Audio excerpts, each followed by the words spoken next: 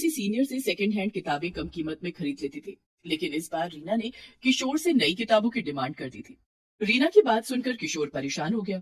किशोर को इस तरह से परेशान देखकर रीना की माँ तारा ने रीना से कहा, रीना बेटी, तुझे पढ़ाई करने से मतलब है या नई किताब से? पढ़ाई से। तो पढ़ाई पुरानी किताब से भी हो सकती है। किताबें नई या पुरानी होने से कुछ नहीं होता। नई किताब में जो बातें लिखी होंगी वही तो पुरानी किताब में भी लिखी होंगी। इसलिए तू पुरानी किताब से पढ़ाई कर ले। ठीक है माँ। रीना इस बार भी अपने किसी सीनियर की पुरानी किताब सस्ते दाम में खरीद लेती है। रीना की पुरानी किताब देखकर उसकी सहेलियां हंसकर उसका मजाक उड़ाने लगी। रीना, नई क्लास में भी फटी हुई किताब? इन किताबों में तो कवर लगाने की भी जगह नहीं है। मेरी किताब पुरानी और फटी है तो क्या हुआ?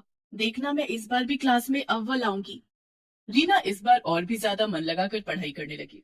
रीना अपने घर के हालात जानती थी, इसलिए वो कभी अपने माता पिता से किसी चीज की डिमांड नहीं करती थी। दूसरे बच्चों की तरह वो लंच में तरह तरह के पकवान नहीं लाती थी। एक दिन स्कूल में लंच के समय, चल रीना, खाना खाते हैं, बहुत भूख लगी है। ठीक है। पिंकी ने अपना लंच बॉक्स खोलकर देखा तो उसमें आज फ्राइड राइस और चिली पनीर रखे थे। अरे वाह, आज मम्मी ने मेरी फेवरेट डिश दी है, इसे खाकर बड़ा मजा आएगा। पिंकी का लंच देखकर रीना अपना डब्बा खोलने की हिम्मत नहीं कर पा रही थी। तभी कीर्ति भी अपना लंच बॉक्स लेकर वहां आ गई। कीर्ति, तू आज लंच में क्या लाई है? कीर्ति ने अपना लंच बॉक्स खोला। आज मम्मी ने पूरी और शाही कोफ्ते दिए हैं। अरे वाह। रीना, तू लंच में क्या लाई है? तू भी अपना डब्बा खोल। अब मैं अ, मैं आज लंच नहीं लाई। लेकिन मैंने तो तुझे अपने बैग से लंच बॉक्स निकालते हुए देखा था, तूने उसे वापस क्यों रख दिया? पिंकी ने रीना के बैग में से उसका लंच बॉक्स निकाल लिया। दोनों सहेलियों ने जब रीना का लंच बॉक्स खोला तो उसमें गुड़ और 2 सूखी रोटी रखे हुए थे। अरे रीना, तेरी मम्मी ने लंच में रोटी और गुड़ दिया है, ले तू हमारा खाना खा ले। नहीं, तुम लोग अपना खाना खाओ, मुझे तो गुड़ और रोटी खाने की आदत है, मैं यही खा लूंगी। अरे, हमारा खाना टेस्ट करके देख, ऐसा टेस्टी खाना तूने कभी नहीं खाया होगा। रीना को पिंकी की ये बात बहुत बुरी लगती है। उसकी आंखों से आंसू छलक आते हैं। वो चुपचाप अपना लंच बॉक्स लेकर क्लासरूम से बाहर आ जाती है और गैलरी में बैठकर खाना खा लेती है।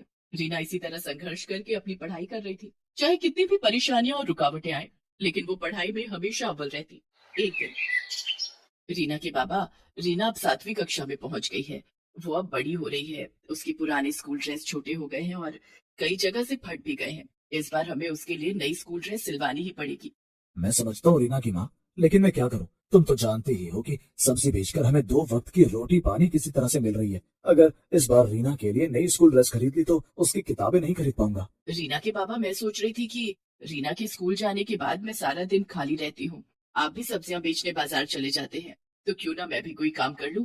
इससे 2 पैसे ज्यादा आएंगे और रीना की पढ़ाई में वो पैसे काम आएंगे। ठीक है रीना की माँ, ऐसा ही कर लो। कम से कम रीना के लिए नई स्कूल ड्रेस और नई किताबें तो आ जाएंगी। रीना अपने माता पिता की बातें सुन रही थी। वो मन ही मन सोचती है, माँ पिताजी, आप दोनों मेरी पढ़ाई के लिए जितनी मेहनत कर रहे हैं, मैं वादा करती हूँ कि मैं एक दिन आप दोनों को दुनिया की सारी खुशियां दूंगी। दूसरे दिन से तारा कुछ घरों में काम करने लगती है। वो दूसरों के घरों में झाड़ू पोछा और बर्तन धोने का काम करती है।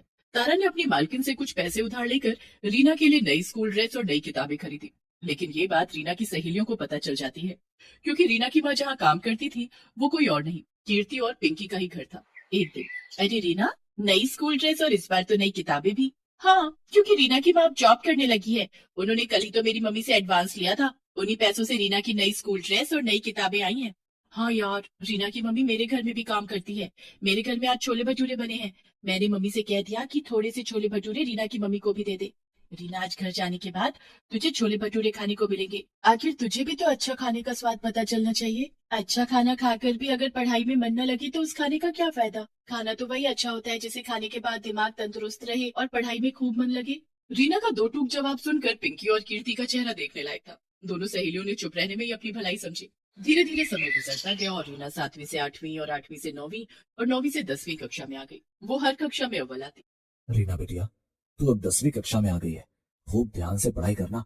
तुझे अपनी पढ़ाई आगे भी जारी रखनी है। पिताजी, मैं खूब मेहनत करूंगी, आप देखना, मैं पूरे स्कूल में टॉप करूंगी।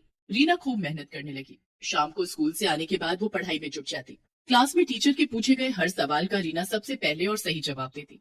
पैदल स्कूल आना और पैदल घर जाना भी रीना के हौसले को तोड़ता नहीं, बल्कि और बढ़ा देता था। धीरे धीरे दिन बीत गए और 10वीं की परीक्षा का दिन भी आ गया। रीना, ये ले, दही चीनी खाकर जा, परीक्षा अच्छे से दे पाएगी। रीना ने पैर छूकर अपने माता पिता का आशीर्वाद लिया और परीक्षा देने पैदल घर से निकल पड़ी। लेकिन रास्ते में ही उसका जूता टूट गया। ओह, इसे भी अभी टूटना था। समय पर परीक्षा सेंटर नहीं पहुंची तो परीक्षा नहीं दे पाऊंगी। मुझे वहां तक जाना ही होगा। रीना ने अपने टूटे हुए जूतों को उतारकर हाथों में ले लिया और खाली पैर ही परीक्षा सेंटर की तरफ जाने लगी। चलते चलते उसके पैरों में छाले पड़ गए, लेकिन रीना के कदम परीक्षा सेंटर पर जाकर ही रुके। रीना ने अच्छे से अपनी परीक्षा दी। दूसरे दिन वो अपने पैरों में पॉलीथीन बांधकर परीक्षा सेंटर पहुंची, क्योंकि नए जूते खरीदने के लिए उसके पास पैसे नहीं थे। इस तरह से रीना ने 10वीं की परीक्षा भी दे दी। कुछ दिनों के बाद जब परीक्षा का रिजल्ट आया, क्लास में, रीना, तुम बहुत होनहार और मेहनती हो। आज तुम्हें तुम्हारी मेहनत का फल मिला है। तुम इस स्कूल में ही नहीं, पूरे राज्य में 10वीं की परीक्षा में अव्वल आई हो। देखो, अखबार में तुम्हारी फोटो छपी है। मैडम ने रीना और पूरे क्लास को अखबार में रीना की फोटो दिखाई। इतना ही नहीं, आगे की पढ़ाई के लिए तुम्हें सरकार की तरफ से स्कॉलरशिप भी दी जाएगी। ये सब सुनकर रीना बहुत खुश हुई। वो खुशी खुशी जब घर पहुंची तो उसके घर के बाहर मीडिया वाले उसका इंटरव्यू लेने के लिए इकट्ठा थे। सबने बारी बारी से रीना का इंटरव्यू लिया। रीना की कामयाबी से उसके माता पिता बहुत खुश थे। रीना ने स्कॉलरशिप की मदद से पहले 12वीं और फिर कॉलेज की पढ़ाई पूरी की। उसके बाद प्रतियोगिता परीक्षा की तैयारी करने लगी। कुछ सालों की कड़ी मेहनत से रीना ने आईएएस की परीक्षा पास कर ली थी। रीना अब एक आईएएस ऑफिसर बन चुकी थी। रीना ने अपने आप से जो वादा किया था उसे पूरा कर दिखाया। उसने अपने माता पिता के कदमों में दुनिया की सारी खुशियां लाकर रख दी।